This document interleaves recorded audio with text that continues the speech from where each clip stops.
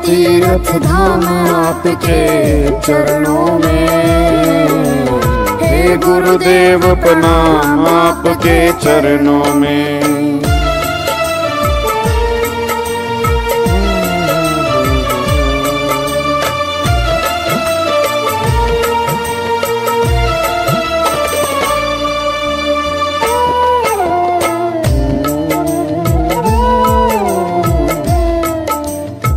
चलो जी, very good afternoon जी, good afternoon भाई, की हाल चाल है? हृदय से माँ गौरी लक्ष्मी कंठ शारदा माता है। हृदय से माँ गौरी लक्ष्मी कंठ शारदा माता है।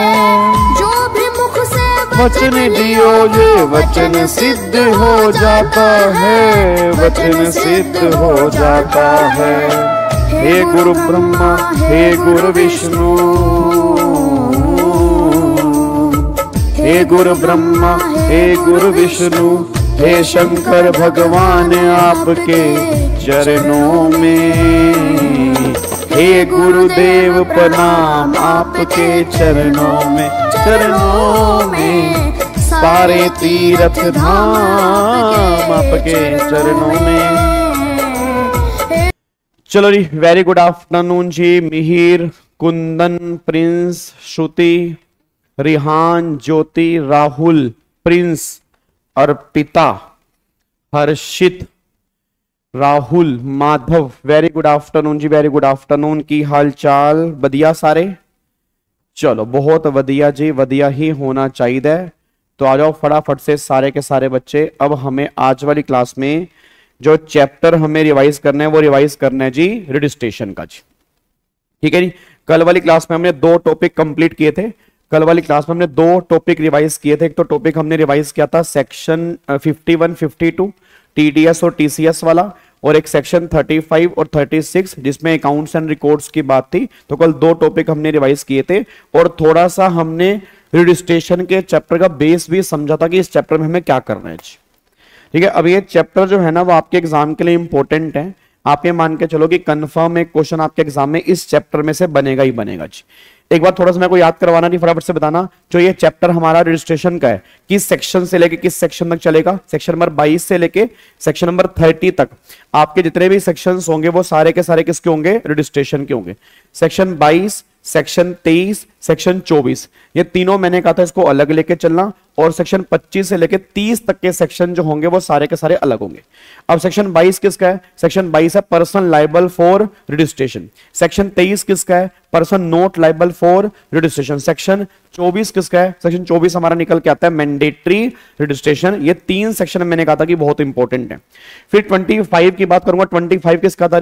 25 बोलता था कि अगर हमें रजिस्ट्रेशन करवाना है तो कितने दिन में लायबल है, नॉन रेजिडेंट कब करवाएगा, कैजुअल टैक्सेबल पर्सन कब करवाएगा, तो वो सारी की सारी बातें जो है वो 25 में आती है।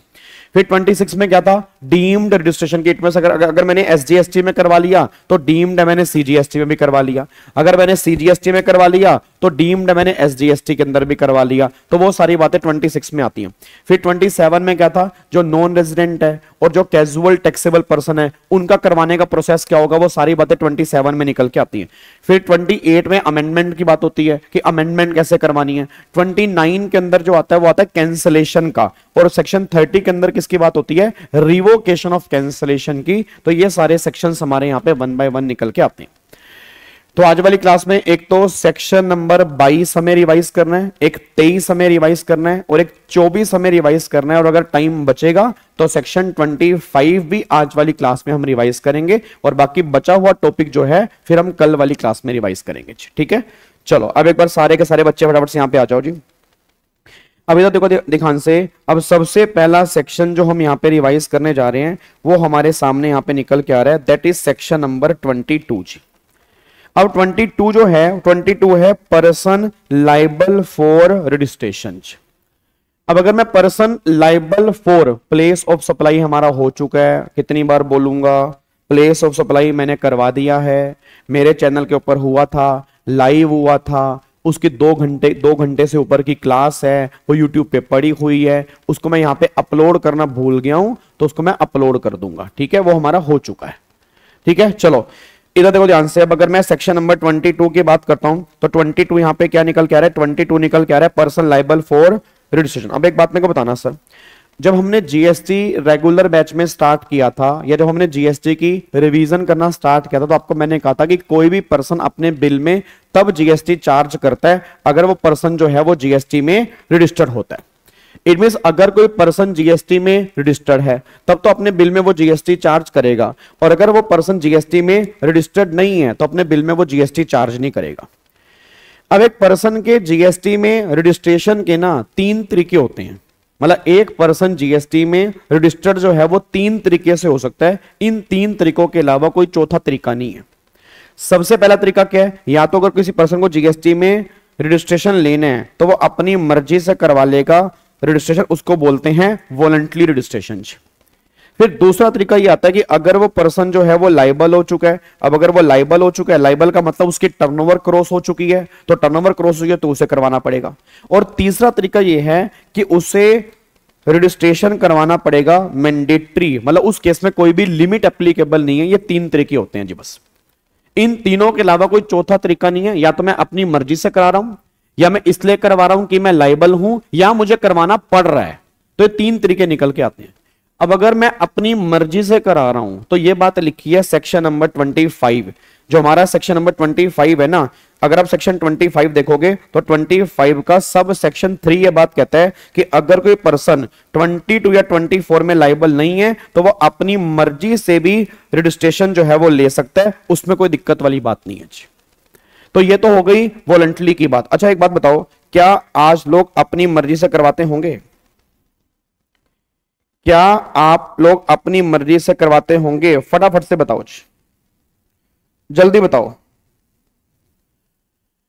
जल्दी बताओ फटाफट से। क्या आज लोग अपनी मर्जी से करवाते होंगे? बिल्कुल करवाते हैं जी, बहुत से लोग करवाते हैं। अब कईयों को लगता है कि मुझे स्टार्टिंग से करवाना तो वो स्टार्टिंग से करवा लेते हैं जी, तो ऐसा कोई दिक्कत नहीं है कि आप नहीं करवाते। बहुत सारे लोग हैं जो अपनी मर्जी से करवाते हैं। इवन अगर मैं अपनी बात भी करूं, मैंने स्टार्टिंग में जब जीएसटी नंबर लिया था ना तो स्टार्टिंग से ले लिया था।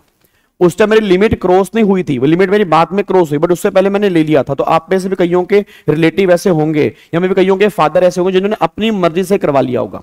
अब एक बच्चा कहता है सर अपनी मर्जी से करवाने का फायदा क्या होता है? भाई बहुत सारे फायदे होते हैं। तुम सामने वाले बंदे से जीएसटी चार्ज कर सकते हो, तुम आईटीसी क्लेम कर सकते हो, तुम्हारे पास अच्छे कस्टमर्स आते हैं, तो वो सारी की सारी बातें तुम्हें फायदे तो होते हैं, नुकसान उसमें क्या है? तो कई हाँ, बट ये है कि कंप्लायंसेस तुम्हारे बढ़ जाते हैं। अगर तुम कंप्लायंसेस कर सकते हो तो फिर कोई दिक्कत वाली बात नहीं है, आप जीएसटी में करवा लो रजिस्ट्रेशन, कोई दिक्कत वाली बात नहीं। तो ये तो हो गया वॉलंटरी। अब एक बच्चा कहता है चलो सर अगर मेरे को वॉलंटरी नहीं करवाना तो फिर ये बताओ मैं लाइबल कब होता हूं? जैसे मान लो मुझे खुद नहीं करवाना, तो मैं लाइबल कब बनूंगा? मतलब मेरी कितनी टर्नओवर होनी चाहिए कि मैं लाइबल हो जाऊं? तो वो सारी की सारी बातें आपकी सेक्शन नंबर 22 में निकल के आती हैं कि आप लाइबल कब बनोगे। अब लाइबल कब बनोगे ना, तो गवर्नमेंट ने कहा ये डिपेंड करता है कि तुम किस स्टेट से बिलोंग करते हो, मतलब किस स्टेट से तुम सप्लाई करते हो। क्योंकि रजिस्ट्रेशन जो होता है वो ओरिजिन स्टेट में होता है। ओरिजिन का मतलब जहां से तुम सप्लाई करोगे उस स्टेट में तुम्हें करवाना पड़ेगा रजिस्ट्रेशन। तो तुम्हारी स्टेट कौन सी है तुम पहले वो बताओ। अब गवर्नमेंट ने कहा देखो जी, अगर तुम इन 4 स्टेट से बिलोंग करते हो, अगर तुम इन 4 स्टेट से बिलोंग करते हो, कौन कौन सी? मणिपुर, मिजोरम, नागालैंड, त्रिपुरा। मणिपुर, मिजोरम, नागालैंड, त्रिपुरा। अगर आप इन 4 स्टेट से बिलोंग करते हैं तो गवर्नमेंट ने कहा चाहे तुम गुड्स में डीलिंग करते हो, चाहे तुम सर्विस में डीलिंग करते हो, चाहे गुड्स एंड सर्विस दोनों में डीलिंग करते हो, हर केस में तुम्हारी लिमिट जो एप्लीकेबल होगी ना, वो यहां पे ध्यान देना 10 लाख रुपए की लिमिट एप्लीकेबल होगी हमेशा। देखो मैंने क्या लिखा है जी, हमेशा 10 लाख रुपए की लिमिट यहां पे एप्लीकेबल होगी। मतलब चाहे तुम, याद है वो स्पेसिफाइड गुड्स थे, याद है स्पेसिफाइड गुड्स हमने कॉम्पोजिशन स्कीम के अंदर किए थे, याद करो कॉम्पोजिशन स्कीम के अंदर हमने किए थे वो 8 गुड्स हमने किए थे। पति को ईंटें मारो, तो यहां पे ना पति को ईंटें मारो वाला कॉन्सेप्ट नहीं है, यहां पे PATI, तो ए को यहां पे क्रॉस किया हुआ है, वहां पे एरिएटेड वाटर था, यहां पे एरिएटेड वाटर नहीं है। मतलब मैं दोबारा बोलूंगा, वहां पे एरिएटेड वाटर था, यहां पे एरिएटेड वाटर नहीं है। यहां पे क्या है? PTI और 4 तरह की ब्रिक्स है। अगर आप इन 7 गुड्स में डील करते हो तो 10 लाख रुपए की लिमिट। अदर गुड्स में डील करते हो तो भी 10 लाख की लिमिट है, सर्विस में डील करते हो तो भी 10 लाख की लिमिट है, गुड्स एंड सर्विस दोनों में डील करते हो 10 लाख की लिमिट है। रटने वाला बच्चा एक बात ध्यान दे, अगर आप उन 4 स्टेट से सप्लाई कर रहे हैं तो ऑलवेज आपकी लिमिट 10 लाख की लिमिट है। 10 लाख के बाद तुम लाइबल हो जाओगे, बात खत्म जी। फिर गवर्नमेंट कहती है अगर तुम इन 4 स्टेट के अलावा इन 6 स्टेट में डील करते हो, 6 कौन कौन सी निकल के आती हैं? एक तो पौंडीचेरी, सिक्किम, उत्तराखंड, अरुणाचल प्रदेश, तेलंगाना और मेघालय। इसको हम बोल सकते हैं पीएसयू एटीएम। मतलब पीएसयू का मतलब, पीएसयू मतलब गवर्नमेंट, कि पीएसयू में जॉब करोगे तुम्हारे एटीएम भरे रहेंगे। तो पीएसयू एटीएम का मतलब, पी से मतलब पौंडीचेरी, एस का मतलब सिक्किम, यू का मतलब उत्तराखंड, ए का मतलब अरुणाचल प्रदेश, टी का मतलब तेलंगाना और एम का मतलब क्या निकल कर मेघालय। इन स्टेट में अगर तुम काम करोगे तो ऑलवेज तुम्हारी लिमिट जो होगी वो 20 लाख रुपए की होगी, चाहे तुम किसी भी चीज में डील करो।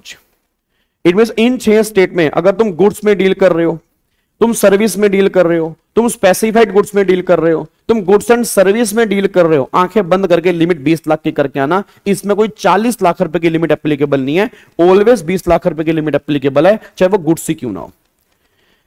ये मैं तुम्हें क्रक्स बता रहा हूं जी, मैं दोबारा बोल रहा हूं, ये मैं तुम्हें फाइनल क्रक्स बता रहा हूं। क्रक्स, सारे बच्चे ध्यान सुन लो, ये क्रक्स है और इसमें से एग्जाम में क्वेश्चन बनता है कहां कहां पर कितनी लिमिट है।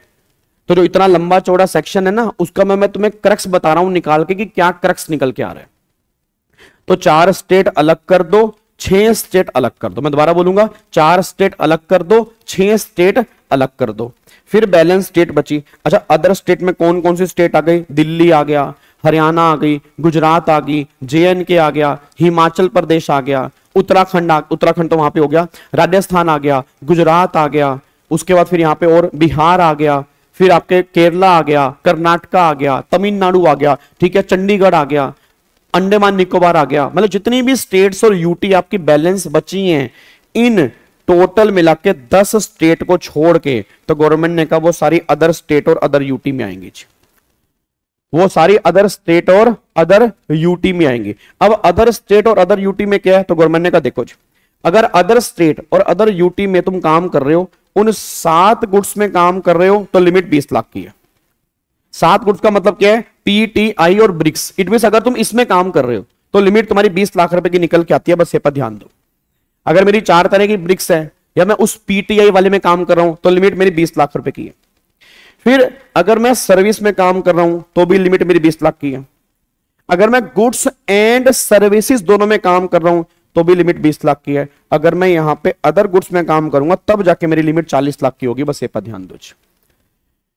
क्या बात में श्रीलंका कहां से आ गया नालायक? श्रीलंका कहां से आ गया बीच में जी? श्रीलंका बोल रहे हो, ठीक है। तो ये पॉइंट आपका निकल के आता है। तो ये पूरा क्रक्स है। एक बार मैं चाहता हूं सारे के सारे बच्चे, जितने बच्चे भी लाइव चैट के अंदर हैं, मैं तुम्हें 1 मिनट का टाइम दे रहा हूं, सारे बच्चे मेरे को बताएं किस किस स्टेट में कितनी कितनी लिमिट है। मैं तुम्हारी चैट पढ़ रहा हूं। हाँ, फटाफट से लिख के बताओ, फटाफट से लिख के बताओ।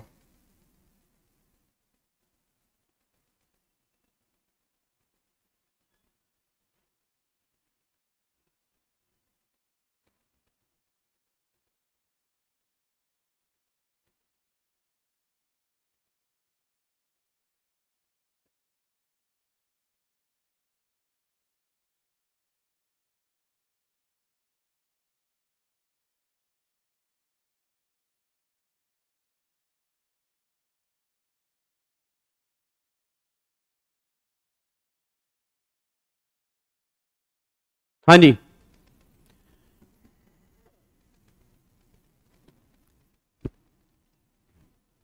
बोलो बोलो, फटाफट से बोलो जी, सारे बच्चे लिखेंगे। भाई ये पीएसयू एटीएम नहीं लिखना, नालायक, स्टेट के नाम लिखो। पीएसयू एटीएम एमएनटी, ये क्या मतलब है? ये पेपर में लिख के आओगे क्या? पूरी स्टेट्स के नाम लिखो, पूरी स्टेट के नाम लिखो फटाफट से।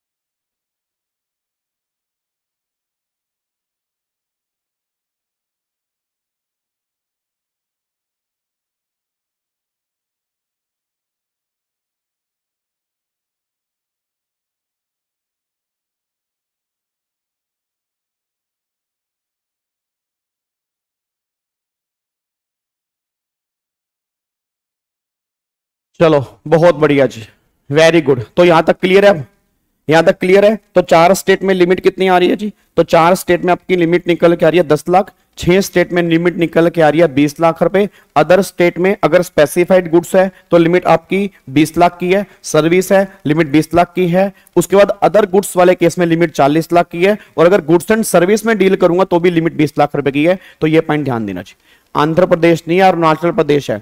यहां पे एपी का मतलब जो है वो अरुणाचल प्रदेश है, आंध्र प्रदेश नहीं है। ठीक है ना, यहां पे क्या आएगा? अरुणाचल प्रदेश निकल के आएगा, बस ये पर ध्यान दो। ठीक है, चलो अब ये हमारा सेक्शन नंबर 22 मोटा मोटी निकल के आता है कि कहां कहां पर कितनी लिमिट है। अब एक बच्चा कहता है सर ये दूसरा तरीका हो गया। एक तो आपने बोला वॉलंटली, तो वॉलंटली जो है वो तो कोई भी करवा सकता है, मैं भी करवा सकता हूं, तुम भी करवा सकते हो, जिसको अपनी मर्जी से करवाना है करवा लो, कोई दिक्कत नहीं है। वो तो सेक्शन 25(3) में आ गया। जो लाइबल है वो सेक्शन 22 में आ गया। फिर एक बच्चा कहता है सर आपने कहा था कुछ लोगों को मैंडेटरी करवाना होता है, मतलब कुछ लोग ऐसे होते हैं जिनको करवाना जो है वो मैंडेटरी है, बट गवर्नमेंट कह रही तेरे में कोई लिमिट ही नहीं है। हेलो भाई साहब, ओए ओए इधर सुन, तेरे में कोई लिमिट नहीं है, चाहे तेरी टर्नओवर 10 लाख है, चाहे 5 लाख है, चाहे 2 लाख है, चाहे 1 लाख है, चाहे 0 है, कुछ भी है, तुझे करवाना कंपलसरी है, बात खत्म। अगर तू 24 में कवर हो जाता है तो 24 में रजिस्ट्रेशन इज कंपलसरी। अब 24 आप ऐसे नहीं समझ सकते, 24 समझने से पहले आपको 23 पढ़ना पड़ेगा, फिर तुम 24 समझ पाओगे, क्योंकि 23 और 24 की आपस में इंटरलिंकिंग है। और अगर आपके पास चार्ट बुक है, आपने अगर चार्ट बुक देखी हो तो यहां पर आपने देखा होगा 23 और 24 को मैंने यहां पे इंटरलिंक किया हुआ है। अगर आप यहां पे देख पा रहे हो, देखो इस तरह से टेबल मैंने कनेक्ट कर रखी है, तो ये पॉइंट्स आपस में इंटरलिंक हैं। तो इट मींस 23 और 24 दोनों एक साथ अगर समझेंगे तभी हम समझ में आएंगे। तो ऐसा करते हैं, पहले हम ना 23 देख लेते हैं। 23 किसका है? 23 है person not liable for registration. अरे 23 कह रहा है पर्सन नॉट लाइबल, इसका मतलब क्या है कि ऐसे कौन से पर्सन हैं जो रजिस्ट्रेशन करवाने के लाइबल ही नहीं है, मतलब लाइबल मतलब इनको करवाना नहीं है। अच्छा, इनको कभी भी नहीं करवाना या एक लिमिट के बाद नहीं करवाना? मतलब मैं कहना चाह रहा हूं, जैसे एग्जांपल दो भाई, जैसे मान लो अगर मैं 23 में कवर हो गया तो क्या मुझे करवाना ही नहीं है या एक लिमिट तक नहीं करवाना? सोच के बोलना सर, क्योंकि आप गलती करोगे पेपर के अंदर, और ये रिवीजन क्लास चल रही है, रेगुलर बैच नहीं चल रहा, तो मैं कोशिश कर रहा हूं तुम्हें समझाने की। 23 बताओ मेरे को क्या है? 23 क्या कह रहा है? तुम्हें करवाना ही नहीं है कभी या एक लिमिट तक नहीं करवाना, उसके बाद तुम्हें करवाना पड़ेगा? बताना मुझे जी, जल्दी बोलो फटाफट से। क्या कह रहा है तुम्हें 23? लिमिट तक नहीं करवाना, करवाना ही नहीं है। देखो अपने अपने विचार आ रहे हैं, एक लिमिट तक नहीं करवाना, एक लिमिट के बाद करवाना है, फिर कोई बच्चा कह रहा है कभी भी नहीं करवाना। यही तो तुम्हारी दिक्कत है, तुम एक जगह सहमत नहीं हो पा रहे, बस अलग अलग आंसर तुम्हारे आते जा रहे हैं, पेपर नजदीक आते जा रहे हैं, आंसर तुम्हारे अलग अलग आते जा रहे हैं। अरे मेरे नालायक बच्चों सुनो ध्यान से, 23 में दोनों कैटेगरी के लोग आते हैं। 23 में दोनों कैटेगरी के लोग आते हैं। इसमें कुछ लोग तो ऐसे हैं जिन्हें कभी भी नहीं कराना, चाहे उनकी टर्नओवर जितनी मर्जी हो। मतलब कुछ लोग तो ऐसे हैं जो गवर्नमेंट कहती भाई तुम्हें करवाना ही नहीं है, तुम्हारी टर्नओवर जितनी मर्जी हो, तुम्हें करवाने की रिक्वायरमेंट ही नहीं है, तुम भूल जाओ तुम्हें करवाना है, तुम छोड़ दो। और कुछ लोग ऐसे हैं जिन्हें एक लिमिट तक नहीं कराना, उस लिमिट के बाद तुम्हें करवाना है। अब मैं आपको दिखाता हूं, ये जो पहले 3 केस हैं, मैं दोबारा बोलूंगा, पहले 3 केस को अपने दिमाग में सेट कर लेना। पहले 3 केस को कभी भी नहीं करवाना, पहले 3 केस को अलग फिट कर लो, पहले 3 केस को अलग से फिट कर लो। पहले 3 केस में अगर आप कवर हो जाते हो, तुम्हें कभी भी नहीं करवाना, अगर तुम पहले 3 केस में आते हो। फिर 3 केस के बाद जितने भी केस हैं उसमें एक लिमिट है, वहां तक नहीं करवाना, उस लिमिट के बाद तुम्हें करवाना पड़ सकता है, बट एक लिमिट तक नहीं करवाना। अब देखते हैं जी, पहले 3 केस देखते हैं जी। तो पहले 3 केस क्या निकल के आ रहे हैं? पहला 3 केस, अगर exclusively supply of exempted goods और सर्विस, इट मींस अगर मैं सिर्फ और सिर्फ एग्जम्प्टेड गुड्स और सर्विस में डील कर रहा हूं। सारे बच्चे बोलना, अगर मैं सिर्फ और सिर्फ एक्सक्लूसिवली गुड्स और सर्विस में डील कर रहा हूं ना, तो गवर्नमेंट ने कहा जी मुझे करवाने की नहीं है जी। हाँ जी, मेरा पूरी क्लास का क्वेश्चन है, अगर मैं गुड्स और सर्विस एक्सक्लूसिवली एग्जम्प्टेड है, एग्जम्प्टेड मान लो गुड्स है, नॉन टैक्सेबल है, नील रेटेड है, मेरा कोई और काम ही नहीं है, अब गवर्नमेंट ने कहा तू करवा के भी क्या करेगा? हेलो भाई साहब इधर, जो तू सामान बेच रहा है वो सारा सामान एग्जम्प्ट है, सारा सामान नॉन टैक्सेबल है, सारा नील रेटेड है, करवा के भी क्या करेगा? तो जितनी मर्जी टर्नओवर हो तू लायबल नहीं है, कोई टेंशन मत ले, तुझे करवाने की रिक्वायरमेंट नहीं है, बात खत्म जी। बट हाँ एक्सक्लूसिवली वर्ड लिखा हुआ है, इट मींस अगर तुम टैक्सेबल एग्जम्प्टेड दोनों में डील कर रहे हो तो तुम्हें पता है टर्नओवर एग्रीगेट हो जाती है, ये बात तुम्हें पता है, टर्नओवर एग्रीगेट हो जाती है, टर्नओवर जुड़ जाती है, फिर तुम्हें करवाना पड़ेगा। यहां बात हो रही है एक्सक्लूसिवली, बात हो रही है एक्सक्लूसिवली, बात मेरे समझ में आ रही है, एक्सक्लूसिवली बात हो रही है। दूसरे बात अगले पॉइंट पर आओ जी, एग्रीकल्चरिस्ट। अब एग्रीकल्चरिस्ट मतलब जो किसान जो खेती बाड़ी करते हैं। अब गवर्नमेंट ने कहा जो एग्रीकल्चरिस्ट है, जो खेती बाड़ी कर रहा है, जो कल्टीवेशन कर रहा है, उसे करवाने की रिक्वायरमेंट नहीं है, क्योंकि एग्रीकल्चरिस्ट को यहां पे जीएसटी पे नहीं करना। अगर उनको जीएसटी पे करना है तो वो रिवर्स चार्ज में जीएसटी पे करना है, इनको यहां पे जीएसटी पे करने की रिक्वायरमेंट नहीं है, तो यहां से बाहर है। तीसरा गवर्नमेंट कह रही है अगर तुम्हारी सप्लाई रिवर्स चार्ज में कवर है, मतलब तुम ऐसी सप्लाई कर रहे हो जो रिवर्स चार्ज में कवर है, जिसपे रिसीवर जीएसटी पे करेगा, सप्लायर जीएसटी पे नहीं करेगा। जब तुम ऐसी सप्लाई कर रहे हो जहां पे रिसीवर जीएसटी पे करेगा, तुम जीएसटी पे नहीं करोगे, तो तुम्हें करवाने की रिक्वायरमेंट क्यों है? तुम्हें करवाना ही नहीं है, तुम यहां से बाहर निकलो, तुम्हें करवाने की रिक्वायरमेंट ही नहीं है, क्योंकि तुम्हें तो जीएसटी पे नहीं करना नहीं। यहां पे रिसीवर जीएसटी पे करेगा तो रिसीवर करवाएगा, तुम क्यों कराओगे? तुम्हारी टर्नओवर जितनी मर्जी हो। ये 3 केस हैं।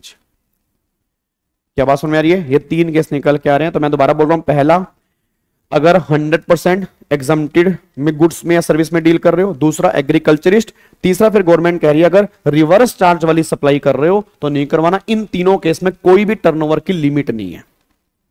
अगले पॉइंट पर आओ, अगला देखो जी।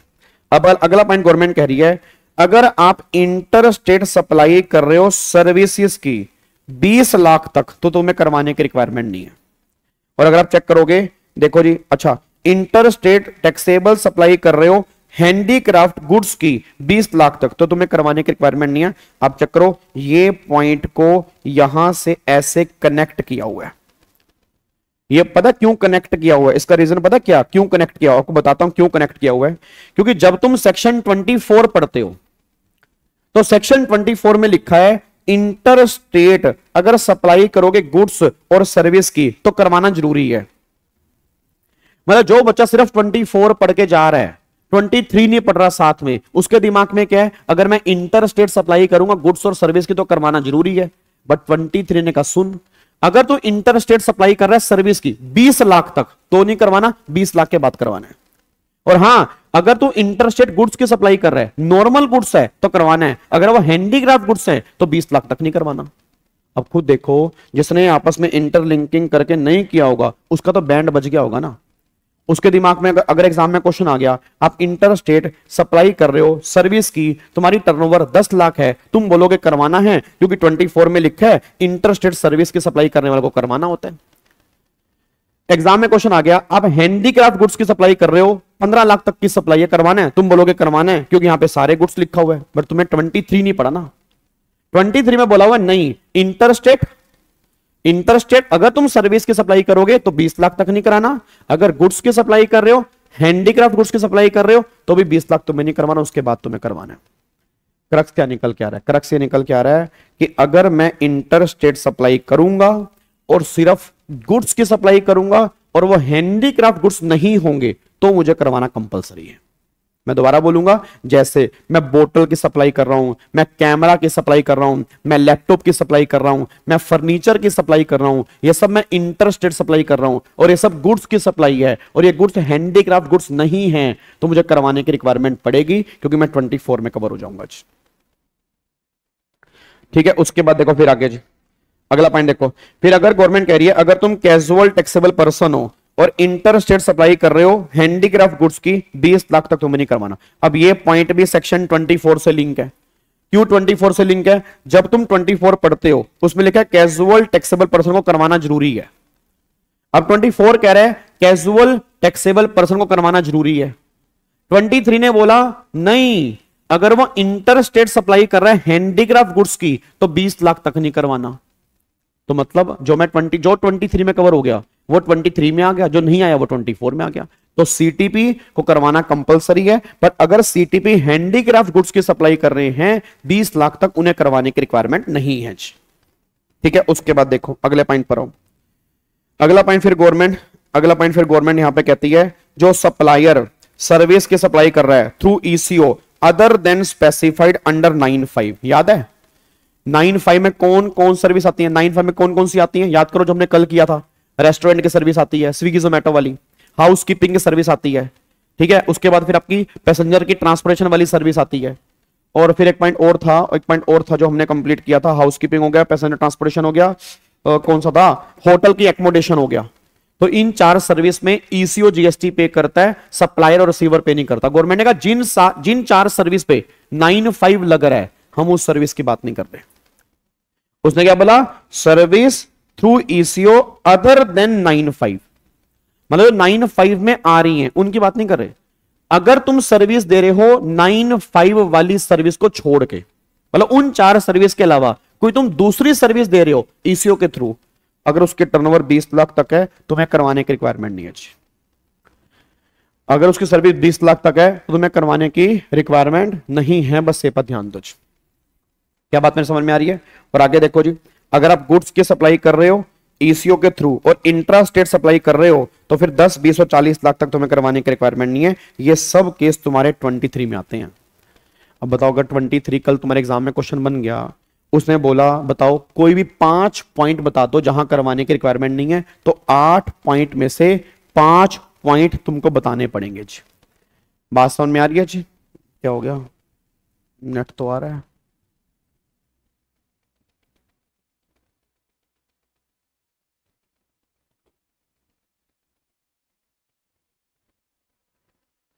नेट तो आ रहा है, नेट तो आ रहा है, चल रहा है।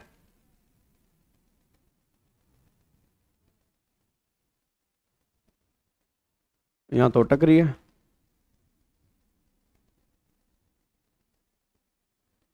बफर हो रहा है ये, नेट तो यहां पे दिखा रहा है। हाँ नहीं, चलो एक बार मैं दोबारा बोल देता हूं जी, एक बार मैं दोबारा से बोल देता हूं, एक बार मैं दोबारा बोल देता हूं। तो मैं ये कहना चाह रहा हूं कि गवर्नमेंट, अगर मान लो तुम्हारे एग्जाम में क्वेश्चन बन गया कि कोई भी 5 केस, मैं दोबारा बोल रहा हूं, अगर एग्जाम में क्वेश्चन बन गया कि कोई भी 5 केस लिखो कि जहां पर तुम लायबल नहीं हो, तो इन 8 में से तुम्हें 5 केस वहां पे लिख के आने पड़ेंगे। मतलब टोटल मिला के 8 केस हैं, 8 में से तुम्हें 5 केस वहां पे लिख के आने पड़ेंगे कि कहां कहां लायबल नहीं है। अच्छा एक बार दोबारा से रिपीट करते हैं कौन कौन से हैं, कोशिश करते हैं याद करने की। अगर हमें 5-6 भी याद आ रहे हैं तो भी बहुत बड़ी बात है। पहली बात, अगर कोई बंदा एक्सक्लूसिवली एग्जम्प्टेड गुड्स या एग्जम्प्टेड सर्विस में डील करता है तो उसे करवाने की रिक्वायरमेंट नहीं है। दूसरा, अगर वो एग्रीकल्चरिस्ट है तो उसे करवाने की रिक्वायरमेंट नहीं है। तीसरा, अगर वो एक्सक्लूसिवली आरसीएम वाली सप्लाई करता है तो करवाने की रिक्वायरमेंट नहीं है। इन 3 केस में जितनी मर्जी टर्नओवर हो, टर्नओवर यहां पे चेक नहीं करनी। चौथा, अगर वो इंटर स्टेट सर्विस की सप्लाई कर रहा है 20 लाख तक तो उसे करवाने की रिक्वायरमेंट नहीं। अगर वो इंटर स्टेट गुड्स की सप्लाई कर रहा है बट वो हैंडीक्राफ्ट गुड्स हैं तो 20 लाख तक करवाने की रिक्वायरमेंट नहीं। फिर अगर वो सर्विस की सप्लाई कर रहा है ईसीओ के थ्रू और वो सर्विस अदर देन 9(5) है, मतलब 9(5) के अलावा वाली सर्विस है, तो करवाने की रिक्वायरमेंट नहीं है 20 लाख तक। फिर अगर वो ईसीओ के थ्रू गुड्स की सप्लाई कर रहा है और वो गुड्स इंट्रा स्टेट हैं तो 10, 20 और 40 लाख तक करवाने की रिक्वायरमेंट नहीं है। और अगर वो कैजुअल टैक्सेबल पर्सन है और अगर वो हैंडीक्राफ्ट गुड्स की सप्लाई कर रहे हैं तो भी 20 लाख तक उन्हें करवाने की रिक्वायरमेंट नहीं है। ये सारी बातें आपकी निकल के आती हैं। तो अगर तुम्हें 5-6 भी याद हो रहे हैं तो भी बहुत बढ़िया बात है।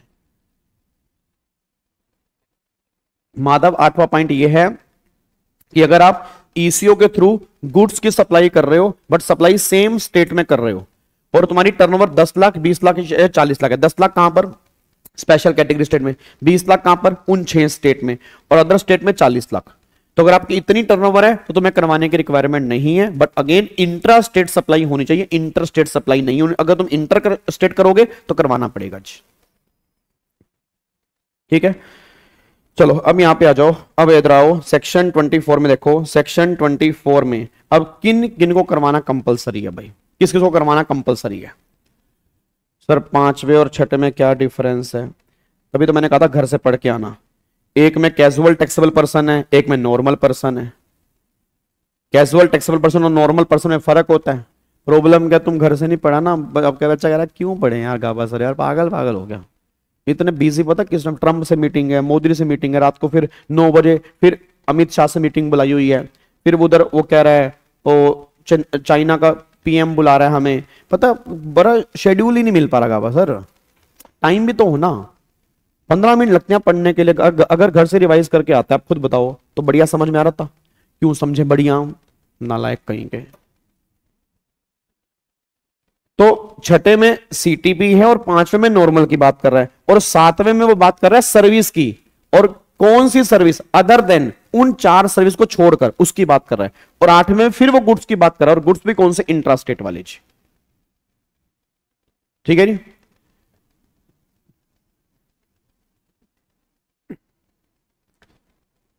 सेवंथ में इंटर, हाँ सेवंथ में कोई दिक्कत नहीं है जी, सेवंथ में कोई दिक्कत नहीं है जी, सेवंथ में कोई दिक्कत नहीं है, ठीक है। चलो अब यहां पे एक बार आ जाओ फटाफट से जी, अब हम एक बार सेक्शन नंबर 24 यहां पे देखते हैं कि 24 हमारा क्या कहता है जी। अब एक बार सारे के सारे बच्चे 24 के ऊपर आओ जी, एक बार सारे बच्चे 24 के ऊपर आओ। अब 24 हमारा है कंपलसरी या मैंडेटरी रजिस्ट्रेशन की, कहां कंपलसरी और कहां पर मैंडेटरी है जी।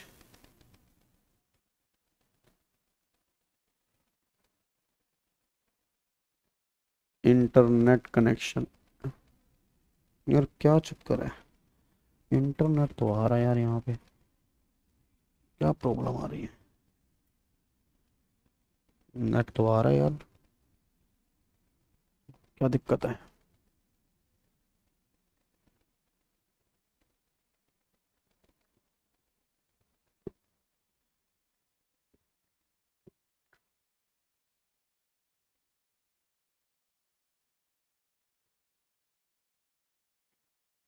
हाँ जी, नेट आ रहा है, चलो इधर देखो ध्यान से, इधर देखो ध्यान से, अब एक बार फटाफट से आओ जी। अब मैंने भी कुछ समझाया नहीं है, अब मैं सेक्शन नंबर 24 पे आ रहा हूँ जी, आओ फटाफट से आओ। अब मैं सेक्शन 24 पे आ रहा हूँ। टाइम पर वाईफाई पेमेंट क्यों नहीं करते हो, यक्षु तू करवा दे भाई मेरे नालायक, टाइम पर वाईफाई पेमेंट क्यों नहीं करते हो। आज लक्ष्मीनगर में प्रॉब्लम आ रही है, और वो सुदर्शन बैच के अंदर भी दिक्कत आ रही थी, और पंगा क्या, हमारी चारों के चारों बिल्डिंग पे वो हाथवे का कनेक्शन लगा हुआ है, और हाथवे के कनेक्शन में दिक्कत आ रही है, ठीक है। चलो एक बार फटाफट से आ जाओ, इधर देखो ध्यान से। अब एक बार सेक्शन नंबर 24 के ऊपर आते हैं। अब 24 हमारा है कंपलसरी और मैंडेटरी रजिस्ट्रेशन। अब कंपलसरी और मैंडेटरी का मतलब क्या है कि इस केस में करवाना कंपलसरी है, ठीक है ना, इस केस में करवाना कंपलसरी है, मतलब गवर्नमेंट कह रही तुम्हें करवाना ही पड़ेगा रजिस्ट्रेशन, बात करूं तुम्हें करवाना ही पड़ेगा रजिस्ट्रेशन। अब यहां पे एक बार देखना जी, कहां पे है जी। पहला तो इंटरस्टेट सप्लाई में करवाना जरूरी है, चाहे वो गुड्स की हो चाहे वो सर्विस की हो, बट उसको छोड़ के जो 23 में कवर है।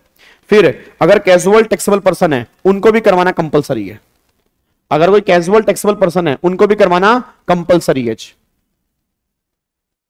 अगर कोई कैजुअल टैक्सेबल पर्सन है उनको भी करवाना कंपलसरी है, ठीक है। उसके बाद फिर गवर्नमेंट ये बात कहना चाह रही है, पर्सन रिसीविंग सप्लाई अच्छा tax on RCM, it means अगर किसी को आरसीएम में टैक्स पे करना है, मतलब जो रिसीवर है जो रिवर्स चार्ज में टैक्स पे करेगा उसको भी करवाना कंपलसरी है। मतलब अगर मैं आरसीएम में टैक्स पे करने के लायबल हूं तो मेरा रजिस्ट्रेशन जो है वो कंपलसरी है, गवर्नमेंट ये बात कहना चाह रही है, ठीक है। अच्छा सुनो ध्यान से, अगर वाईफाई नहीं आ रहा ना तो मैं इसकी रिकॉर्डिंग भी कर रहा हूं, तो इसकी रिकॉर्डिंग मैं अपने चैनल के ऊपर डालूंगा, तो आप ये भी कर सकते हो कि अगर आपका सही चल रहा है तो आप अटेंड कर लो, नहीं तो रिकॉर्डिंग में तो कोई दिक्कत नहीं आएगी ना, तो मैं रिकॉर्डिंग अपलोड करूंगा तो आप फिर रिकॉर्डिंग जाके देख लेना, मतलब इतने के बाद वाली क्लास आप रिकॉर्डिंग देख लेना, ठीक है। तो मैं इसलिए कह रहा हूं आपका टाइम वेस्ट ना हो, क्योंकि अब वाईफाई में दिक्कत आ रही है, मैं क्लास तो नहीं बंद करूंगा क्योंकि रिकॉर्डिंग तो चल ही रही है, तो रिकॉर्डिंग तो हो रही है, तो अब रिकॉर्डिंग में देख लेना इस पॉइंट को जब मैं अपने चैनल के ऊपर अपलोड करूंगा,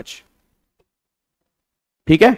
तो इसको मैं अपने चैनल पे जब रिकॉर्डिंग अपलोड करूंगा उस टाइम पर आप इसको देख लेना, तो वहां पर कोई दिक्कत नहीं आएगी, आप इसको सुन सकते हो, ठीक है। चलो अब एक बार सारे के सारे बच्चे फटाफट से यहां पे आ जाओ। तो अगर मैं 24 की बात करता हूं तो पहला इंटरस्टेट हो गया, दूसरा कैजुअल टैक्सेबल पर्सन हो गया, तीसरा अब गवर्नमेंट करिए अगर तुम आरसीएम में जीएसटी पे करने के लायबल हो, अगर तुम आरसीएम में जीएसटी पे करने के लायबल हो तो भी गवर्नमेंट ने बोला थी कंपलसरी है, तुम्हें करवाना ही पड़ेगा।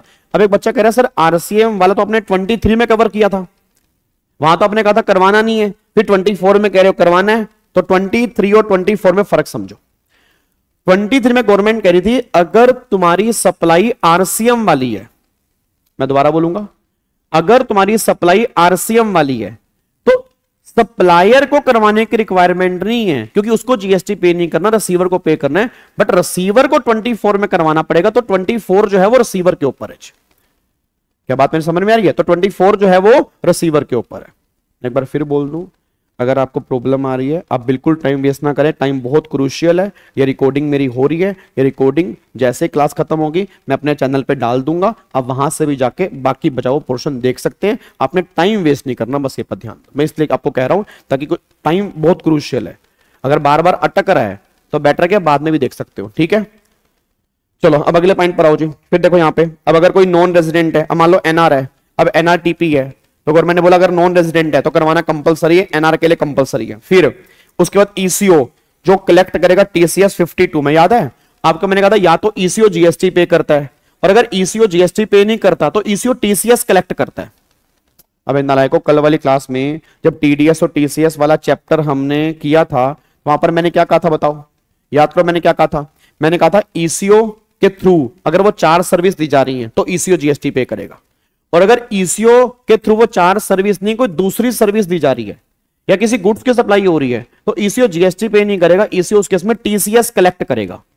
तो गवर्नमेंट ने कहा सुन मेरी बात, चाहे ईसीओ जीएसटी पे करे चाहे ईसीओ टीसीएस कलेक्ट करे, आप देखना दोनों केस में ईसीओ को करवाना कंपलसरी है, बात खत्म। इट मींस आज जितनी भी ऑनलाइन वेबसाइट वाले हैं, Amazon हो गया, फ्लिपकार्ट हो गया, मिंत्रा हो गया, Amazon, फ्लिपकार्ट, मिंत्रा, फूड पांडा, बुक माई शो, ये जितनी भी ऑनलाइन वेबसाइट वाले हैं इन सबको करवाना कंपलसरी है। ये सब 24 में कवर है जी।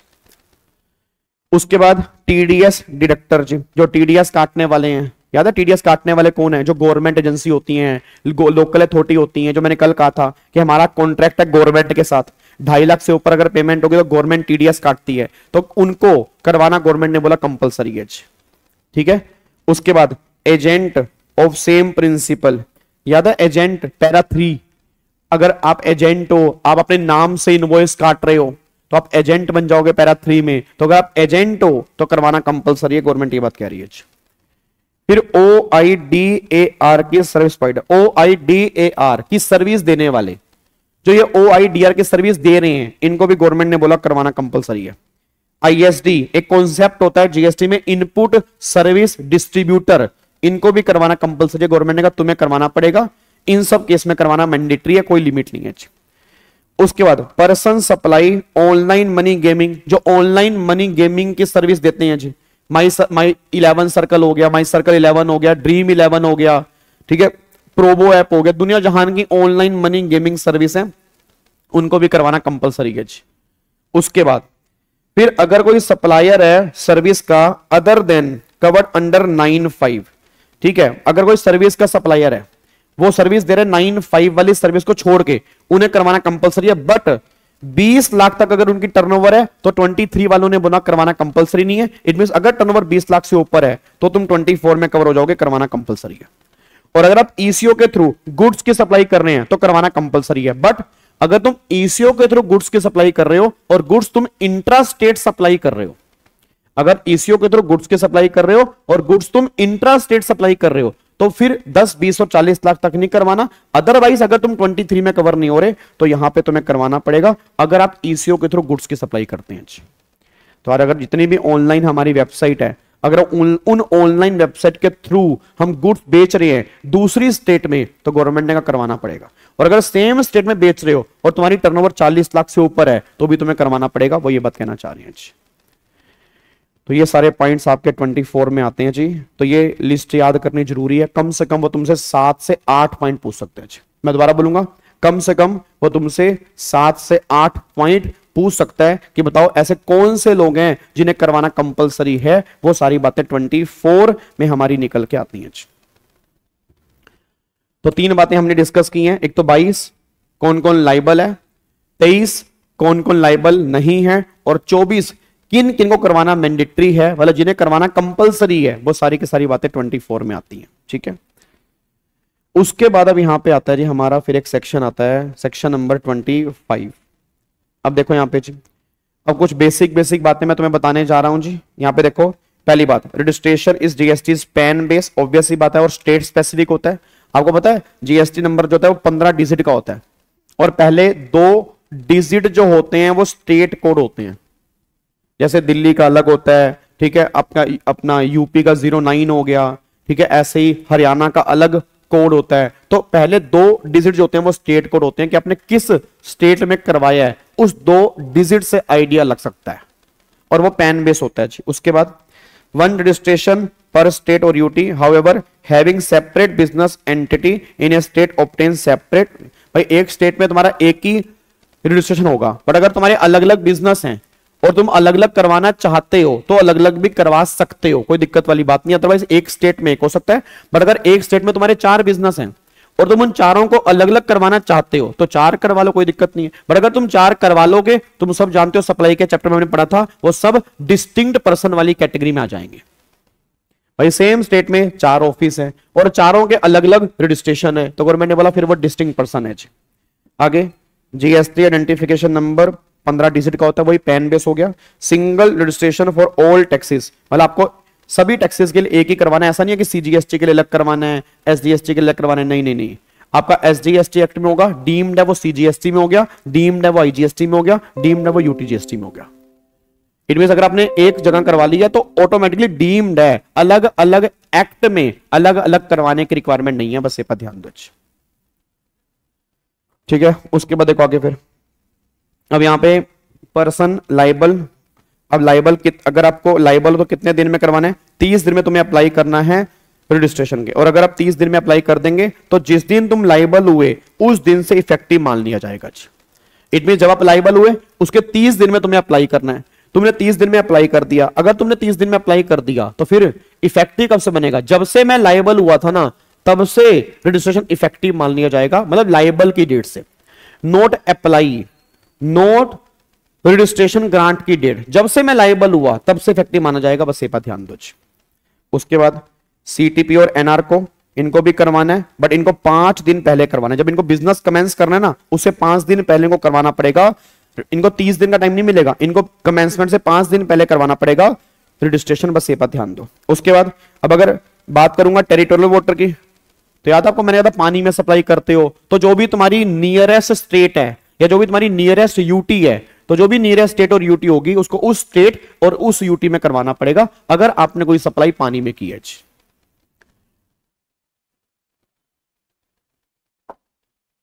ठीक है जी, अगले पॉइंट पर आओ जी। अब अगले पॉइंट पर आओ, कह रहा है person has obtain required to obtain multiple registration in one or multiple state establishment. वही बात कहना चाह रहे हैं। अगर आपने अलग अलग स्टेट में या सेम स्टेट में अगर आपने रजिस्ट्रेशन जो है वो अलग अलग ले ली है तो आप डिस्टिंक्ट पर्सन वाली कैटेगरी में कवर हो जाओगे, बस ये पर ध्यान दो। इट मींस अगर सेम स्टेट में तुम्हारे अलग रजिस्ट्रेशन है, दूसरी स्टेट में या दूसरी यूटी में तुम्हारे अलग रजिस्ट्रेशन है, तो गवर्नमेंट ने बोला ये सब डिस्टिंक्ट पर्सन वाली कैटेगरी में कवर है, क्योंकि एक पैन में multiple registration deemed as a distinct person, बस ये पर ध्यान दो। अब आगे पॉइंट नंबर 5 पे आओ जी। वगैरह person has obtain required to obtain registration with respect of to an establishment has another establishment in other state. इसका मतलब क्या है? इसका मतलब सिंपल सी बात कहना चाह रहा है, जैसे मान लो एक तुम्हारी एस्टेब्लिशमेंट है हरियाणा में और वो जीएसटी में रजिस्टर्ड है, एक तुम्हारी एस्टेब्लिशमेंट है यूपी में और वो जीएसटी में रजिस्टर्ड नहीं है, तो इट डजंट मीन, ऐसा नहीं है कि दोनों का अलग अलग रजिस्ट्रेशन है तो वो डिस्टिंक्ट पर्सन है। पॉइंट 5 कह रहे हैं one establishment is one state, other establishment in other state, same state नहीं अदर स्टेट, तो इन दोनों को भी डिस्टिंक्ट पर्सन मानेंगे, चाहे एक रजिस्टर्ड है दूसरी अनरजिस्टर्ड है। क्रक्स क्या निकल के आ रहा है? रटने वाला बच्चा एक बात ध्यान दे, अगर रजिस्ट्रेशन अलग अलग है, चाहे सेम स्टेट में हो चाहे दूसरी स्टेट में हो, तो भैया तुम डिस्टिंक्ट पर्सन हो।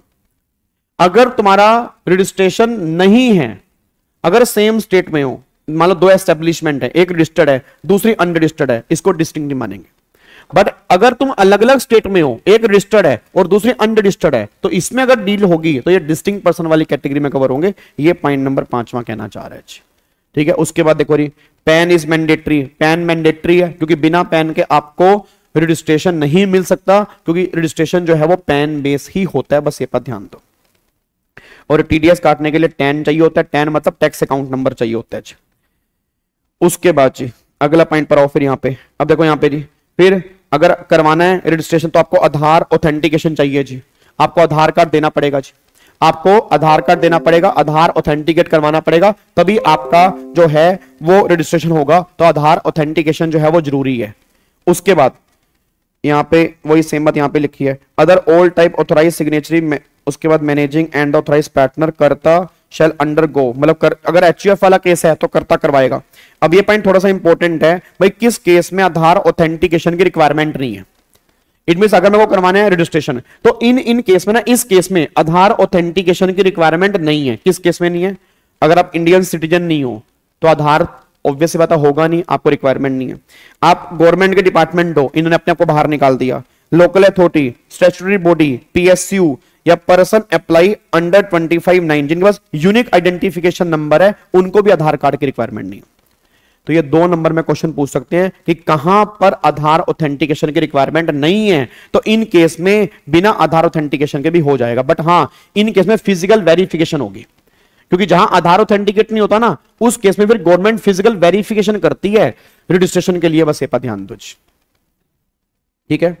आगे देखो जी, अब यहां पे जो एनआरटीपी होते हैं उनको अप्लाई करना पड़ता है आरईजी 9 में। जैसे जो नॉर्मल होता है वो आरईजी 1 में जाता है, जो नॉर्मल लोग होते हैं वो अप्लाई करते हैं आरईजी 1 में, और जो एनआर होते हैं या कैजुअल टैक्सेबल पर्सन होते हैं वो अप्लाई करते हैं आरईजी 9 में। और कब अप्लाई करते हैं? बिजनेस कमेंसमेंट से 5 दिन पहले उनको अप्लाई करना होता है।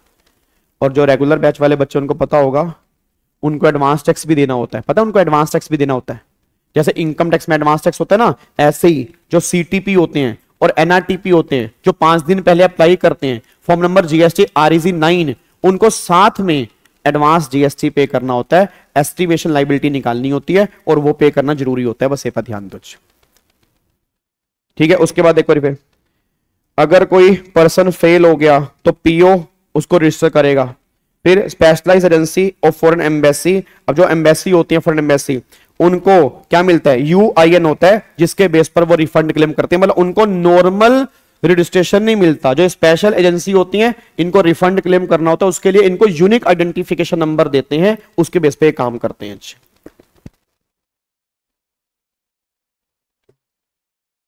डन जी, लोग करें इसको जी। अब यहां पे देखो, अरे सेक्शन 26 तो वैसे कल हमने समझा था, याद करो 26 क्या जी।